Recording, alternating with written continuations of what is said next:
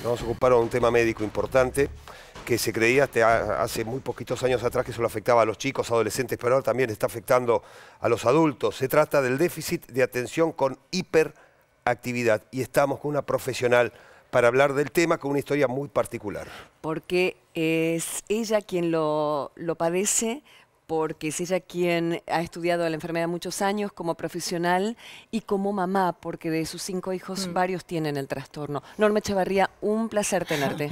Bueno, un placer para mí. Muchas gracias por la oportunidad. Empecemos a describir este trastorno neuronal, que se cree que es un tema de estos tiempos por la ansiedad que corre, pero en realidad es del siglo XIX. Estuve googleando que empezó desde hace mucho. Contanos, por favor, de qué se trata. En realidad ha cambiado un poco el paradigma de cómo se conocía el déficit atencional, que ya de por sí el nombre no es correcto, porque déficit sería inadecuado, porque sería falta. Claro. Y hay personas como yo que a veces tenemos una atención exagerada.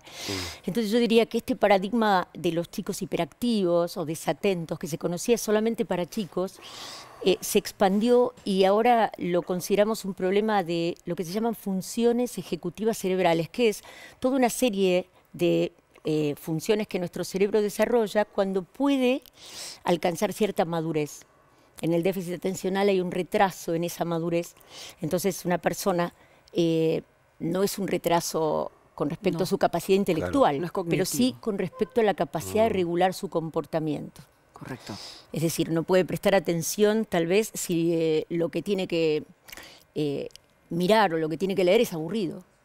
Por eso muchos padres dicen, claro, se pasa un rato largo mirando dibujos en la televisión, o si es un adulto con los juegos del teléfono. Pero no puede terminar de realizar el trabajo que tiene entre manos. Concretamente el promedio de atención como para orientar a la audiencia. ¿De cuánto es? En realidad es muy lábil la capacidad de la persona de sostener la atención. Es decir, a veces por eso decimos que podría hasta focalizar en exceso, es decir, parece que no escuchan, están metidos en lo que sea y alguien los llama y no pueden responder. Claro. Entonces una persona puede tener un espectro de atención muy variable, es decir, no es un todo o nada. Esto no es un problema como, a ver, no podemos definir esta situación es como un embarazo. ¿Estás embarazado o no? Acá hay un gradiente, es una escala de grises que determina casos muy leves y casos muy severos. Doctora, en el caso de un adulto que padece este trastorno, ¿significa que en su momento, cuando era chico o era adolescente, no fue bien diagnosticado, por eso padece este trastorno? Mira, muy buena pregunta porque ahora acabo de volver de un congreso en donde se está hablando del déficit atencional en el adulto que no presentaba este problema de chico.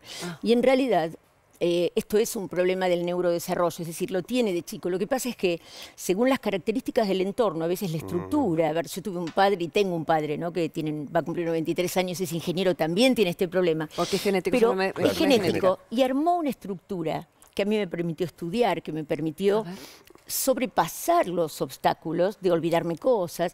Entonces yo digo, es muy importante tener el diagnóstico temprano, cuando es visible, porque los papás, si sabemos qué tenemos que hacer, podemos ayudar muchísimo a estos chicos. Estos adultos, como vos decías ahora, pueden ser detectados de adultos, porque en realidad las cosas a veces se hacen más complejas a medida que vos vas creciendo. Entonces, si el colegio no es muy complicado, podés no hacerlo evidente. Y si una persona no es netamente hiperactiva, eso cambia mucho las perspectivas, porque no es visible. El hiperactivo sí, molesta, es un niño que está corriendo, saltando, ¿no? ¿Es más inteligente que otros en el tema cognitivo? Tal vez es un mito, porque está lleno de mitos esta enfermedad. A ver, en realidad... Y te dicen, es tan inteligente que se aburre, se cansa, entonces... No hay una diferencia con respecto a su capacidad intelectual. En realidad, la capacidad intelectual no está alterada. Lo que está alterado es el funcionamiento de todos, por ejemplo, todos los procesos, como es priorizar, seleccionar, recordar eso que tiene que recordar. Es decir, una persona con déficit de atención no es que no quiere hacer las cosas, sino que no puede. Es decir, es muy frustrante a diario tener que volver sobre las cosas, cometer errores por descuido y volverlo a hacer a pesar de haberlo ya experimentado. Entonces es una cuestión muy común la depresión en el adulto.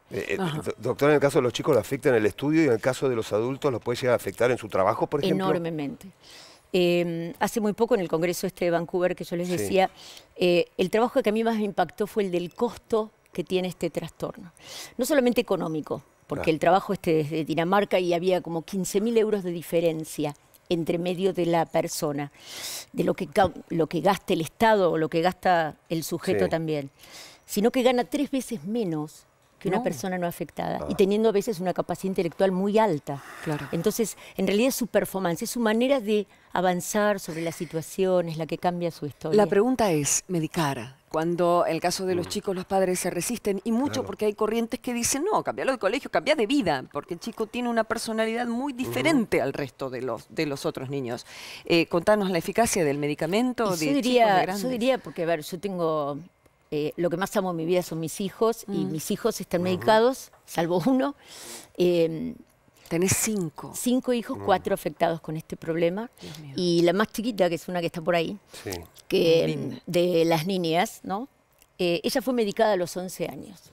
Y la diferencia fue notoria porque su cerebro está desarrollándose mucho antes y adecuadamente con la medicación. Entonces la pregunta que yo le hago a un papá es si el médico le dice que su hijo tiene diabetes, ¿va a discutirle la posibilidad de medicarlo o no? No. O de repente tiene una miopía de 5, entonces está en el colegio sentado, no ve nada.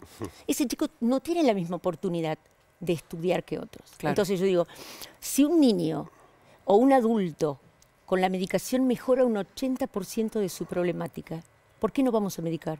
¿Por temor? O sea, hay poca información, mala información. Hay mala y poca. Necesitamos difundir esto porque realmente es un problema muy serio. Decías que tu papá te había armado una estructura, que entiendo que con 5 hijos ya la tenés que armar. Yo te admiro profundamente y más entendiendo que tenés esta problemática, que tenés que ordenar más. ¿Cuáles son esta estructura de la que te referías? Probablemente la estructura es un pizarrón enorme. En mi casa lo había y en mi casa hay en la cocina. Un pizarrón donde anotamos los mensajes, donde anotamos las cosas. Por otro lado, una complacencia o una característica como mucho más amigable, como digo yo, frente al error. Bien. Es decir, cometemos errores muy seguidos y todos, ¿sí? Nos olvidamos de avisar, nos olvidamos el teléfono en algún lado, perdemos muchas cosas, nos duele perderlas. Entonces tratamos de ser como mucho más amigables en el sentido de, bueno, no pasa nada, fue algo, vamos a esmerarnos la próxima vez. Correcto. ¿No? Bien. Doctora Norma Echavarría, gracias por haber venido. No, gracias Médica a psiquiatra, ustedes. es un tema que vamos a seguir tratando. Bueno, la verdad... En pocos días se va a conmemorar justamente lo que significa este trastorno a nivel mundial, ¿no? Se viene el Día Internacional. Sí, sí, sí. ¿Una página para entrar, para saber o que recomiendes? En realidad, España es el lugar que más información tiene. La Federación Española de Asociaciones por Déficit de Atención. Bueno. Correcto. ¿Sí? Gracias, doctora. Hasta luego.